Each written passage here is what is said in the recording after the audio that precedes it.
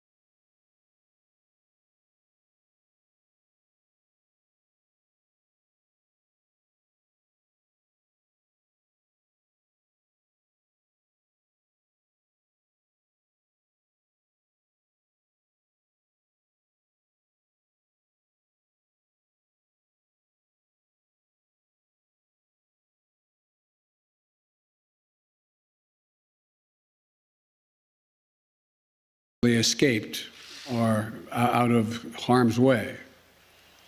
We went for two reasons. One, to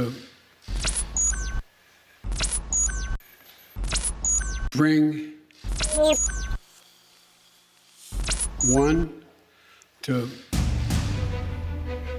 Biden की आदत अमेरिकी मीडिया में सुर्खियां बन रही हैं। स्लीपी जॉय की जमकर आलोचना हो रही है। सवाल पूछे जा रहे हैं कि अफगानिस्तान को अधर में छोड़ने वाले बाइडेन और इनकी गलतियों की वजह से घिरा अमेरिका इतना गैर जिम्मेदार कैसे हो सकता है। एक तरफ पूरी दुनिया में बाइडेन के गलत फैसले की फिक्र है, चिंता है, तो दूसरी तरफ संबोधन पर संबोधन कर रहे अमेरिकी प्रेसिडेंट की जुबान लड़खड़ा रही है। वो अफगानिस्तान पर पूछे गए सवाल तक भूल रहे हैं। America's partners around the world who have criticized not the withdrawal but the conduct of that withdrawal and made them question America's credibility on the world stage. The first part of your question was, I can't remember now. The first part of your question was, I can't remember now. The first part of your question was, I can't remember now. Biden का sleepy Joy एक दो बार नहीं, बल्कि काबुल पर तालिबान के कब्जे के बाद कई बार दिख चुका है। कभी वो सवाल भूलते हैं, कभी अफगानिस्तान में अमेरिका के जाने की वजह तो कभी अफगान समस्या पर बुलाए गए प्रेस कॉन्फ्रेंस में पहले हरिकेन चक्रवात की चर्चा करते हैं, फिर अफगानिस्तान की, हालांकि उसमें भी भूलना नहीं भूलते। I can't think of anyone better to lead this operation than Deanne Criswell of FEMA. Biden ये भी भूल गए कि अफगानिस्तान पर उनकी खोखली और दिशाहीन नीति के चलते ही यूएसए की जग हसाई हो रही है, लेकिन अमेरिकी प्रेसिडेंट हैं कि अपने स्लीपी मोड से बाहर आने को तैयार नहीं। अफगान नीति को लेकर लचर अमेरिकी रवैया हर तरफ दिख रहा है। यही हाल वाइस प्रेसिडेंट कमला हैरिस का भी है। जब कमला हैरिस से अफगानिस्तान में फंसे अमेरिकी पर गंभीर सवाल पूछा गया तो सवाल का कोई जवाब नहीं सूझा और आखिरकार हंसकर झेप मिटाने लगे। What's your response to reports of Americans? Hold on. Slow down, everybody. I want to talk about two things. First, Afghanistan. We couldn't have a higher priority right now, and in particular, our priority is making sure that we safely evacuate American citizens. ऐसा लग रहा है कि जैसे अफगानिस्तान नीति पर America की पूरी फेडरल सरकार ही स्लीपी जॉय को एंजॉय कर रही है। ना कुछ याद रखने की फिक्र है, ना ही कुछ करने की फिक्र। अमेरिका दावा करता रहा कि हमने तैयारी की है, एक प्लान के तहत अफगानिस्तान से बाहर निकल रहे हैं, लेकिन हुआ ठीक उलट। अमेरिका ने जिस आपाधापी में अपने सैनिकों को निकाला, उससे हालात बिगड़ते चले गए। तालिबान ने एक-एक कर पूरे इलाके पर कब्जा कर लिया और अमेरिकी एजेंसियां कुछ नहीं कर पाई। अमेरिका के पूर्व राष्ट्रपति डोनाल्ड ट्रंप समेत कई रिपब्लिकन ने जो बाइडेन की नीति पर सवाल खड़े किए और इसे अमेरिकी सेना की सबसे बड़ी हार करार दिया। एक्सपर्ट भी मानते हैं कि अमेरिका ने 20 वर्षों में $2 ट्रिलियन खर्च किए, लेकिन जमीनी हकीकत पर गौर नहीं किया। अमेरिकी आर्मी के दम पर पिट्ठू नेताओं को खड़ा किया गया जो स्थिरता नहीं ला सके। अफगानी सेना को वैसी ट्रेनिंग नहीं दी गई जिससे वो तालिबान के सामने खड़े हो पाए।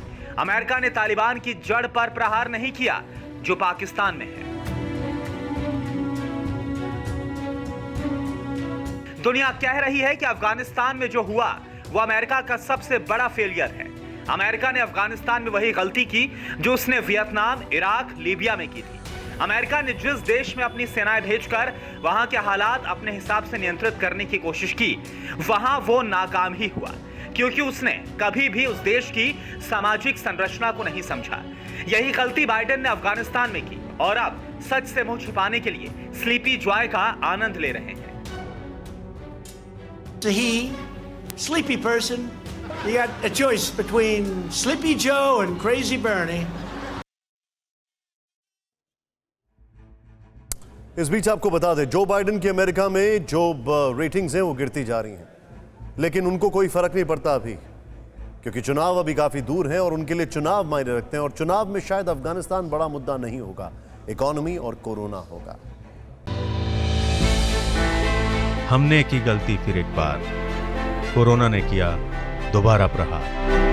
मास्क, 2 गज दूरी, करें अपनी सुरक्षा पूरी। कोरोना टीका हम सबको लगाना है, मिलकर साथ समझदारी से कोरोना को हराना है।